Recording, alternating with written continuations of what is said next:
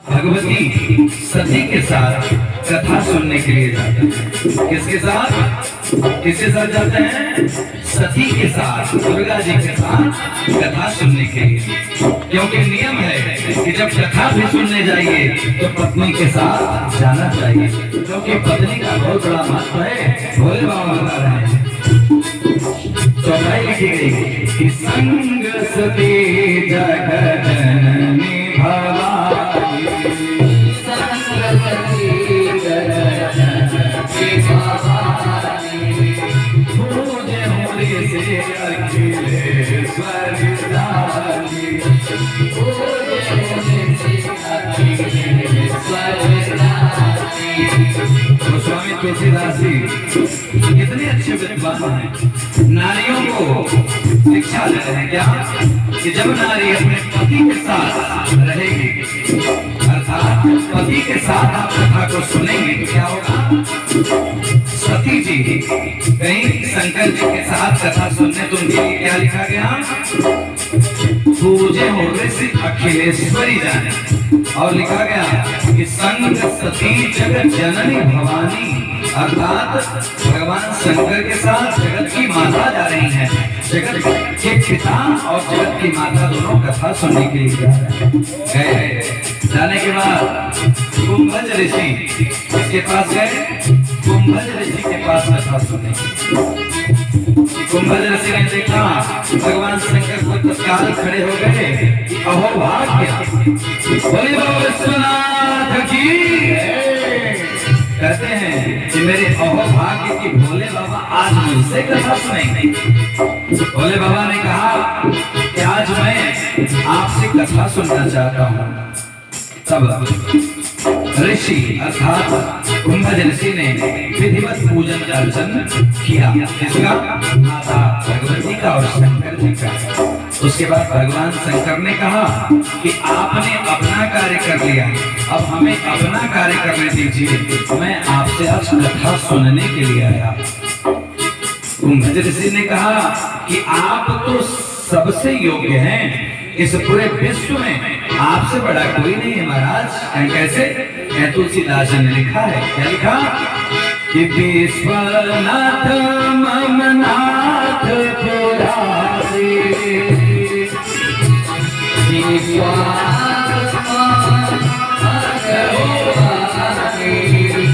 त्रिभुवन महिमा विदित तुम्हारी,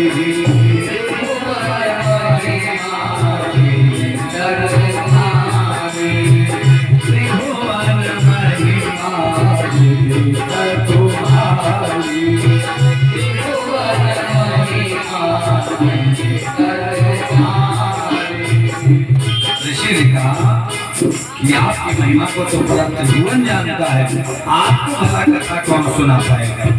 भगवान शंकर ने कहा कथा सुनने के लिए बड़ा और छोटा नहीं देखना चाहिए, मेरी इच्छा है कि आज मुझे कथा सुनाई गई। तब कुंभज ऋषि को व्यास गद्दी पर बैठाया गया, जैसे मास्टर साहब ने भी हमको बैठाया, पूजन किया। और व्यास पूजन करने के बाद, पुष्पहार पहनाने के बाद शंकर जी और माता भगवती सती ठीक उनके व्यास मंच के नीचे आसन बिछाकर बैठ गए। जैसे हमारे मास्टर साहब और चंदन भैया बैठे हुए हैं और सभी लोग बैठे। वहाँ ये नहीं लिखा गया कि शंकर भगवान जाकर बहुत ऊंचे आसन पर बैठे। वहाँ लिखा गया कि शंकर भगवान पृथ्वी पर बैठ करके कथा सुनने लगे। तो क्या हुआ?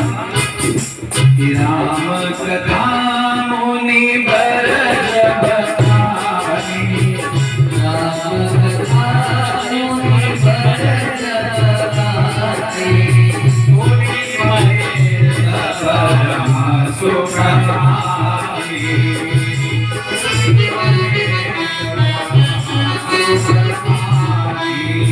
राम कथा मुनि बरज बताई, सोनी महेश परम सुखदाई।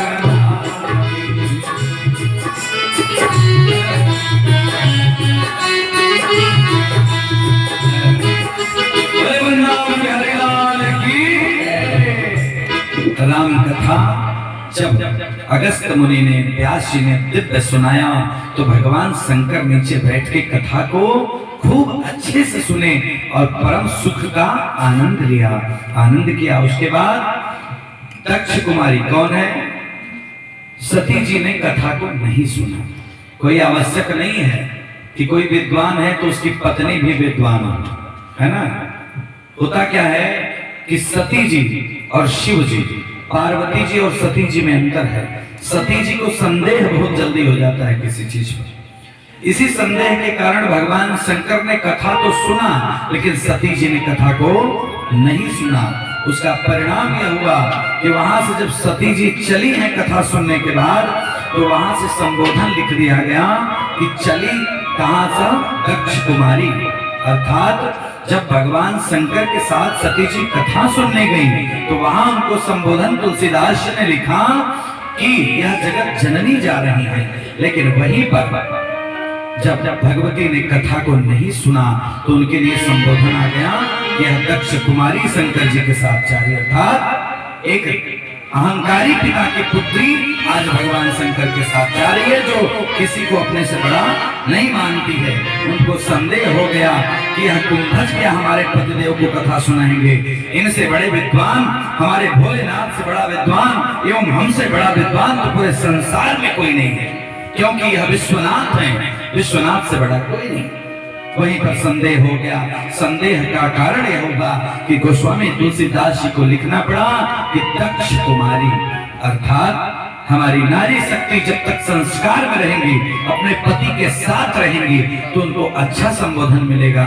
लेकिन ज्यों ही थोड़ी सी इधर से उधर हुई और पति की बात, अपने पिता की बात, भाई की बात को नहीं मानी, तो वहां पर संस्कार के लिए तुरंत, अगर आज भी कोई स्त्री अगर अपने पति के घर है, जब तक अच्छा करेगी तो बहुत अच्छा, थोड़ी सी कमी हो जाती है तो तत्काल लोग कहते हैं कि तुम्हारे पिता ने यही संस्कार दिया है तुमको। आज भी कहते हैं। उसी समय से पता चली कि दक्ष कुमारी तुलसीदास जी संबोधन में। तो हमारे कहने का तात्पर्य यह था कि जब भगवान शंकर पार्वती, शंकर और सती नीचे बैठ के कथा सुन सकते हैं, तो बंधुओं हम लोग भी कथा नीचे बैठकर ही सुनना चाहिए। क्योंकि ऑर्केस्ट्रा में ताली बजाना अलग बात है, लेकिन भगवान की कथा में वही बैठता है जिसके ऊपर प्रभु की बहुत बड़ी कृपा हो। मैं वादा करता हूं कि इस श्रीमद् भागवत महापुराण को जो एक बार अपने कर्णों से पंचाध्याय सुनेगा, निश्चित रूप से उसके परिवार में, उसके जानने वालों में कभी भी किसी की अकाल मृत्यु नहीं होगी और कभी भी किसी के घर में भी किसी प्रकार की रोग बाधा नहीं रह जाएगी। आइए प्रभु के 2 बार प्रभु नाम संकीर्तन करते हैं, उसके बाद कथा में प्रवेश किया जाएगा। क्योंकि जानते हैं गृहस्थ आश्रम के कुछ मुख्य लक्षण है, बताते चलो। क्या है कि अतरे खोतारे जयकारे दुआरे, आहराया तिथि का जोड़ाया नहीं। पिताजी लोग बच्चे का ध्यान देंगे। आपके मिर्जापुर जनपद के बड़े अच्छे कवि हुआ करते थे, वही इसको बोलते थे। हलचल मिर्जापुरी का आप लोग नाम सुने होंगे, बड़ी सुंदर बोलते थे कि अतरे खोतारे जयकारे दुआरे, अरे हराया तिथि का जोड़ाया नहीं। अभोरवई मथानी बदैया गने, असजिया सत्संग सुनाया नहीं। अपाल गोपालन के खिले, अकुरता गमछा धुरी आया नहीं। अधन लाकर तिजोरी में भर ले रहे, आनंदा की हस्ती गया। अर्थात हमारे और आपके घर में कभी जब अतिथियों का आगमन न हो, आपके गुरु पुरोहित एवं आपकी बहन बेटियों का आगमन न हो, चरण न धोया जाए, तो घर अधूरा है।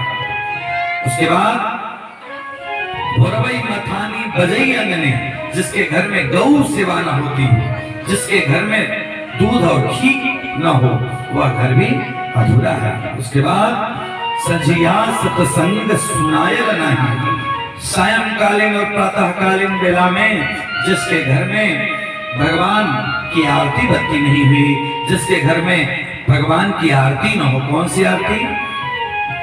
ओम जय जगदीश हरे स्वामी, जय जगदीश हरे, दास जनों के संकट, भक्त जनों के संकट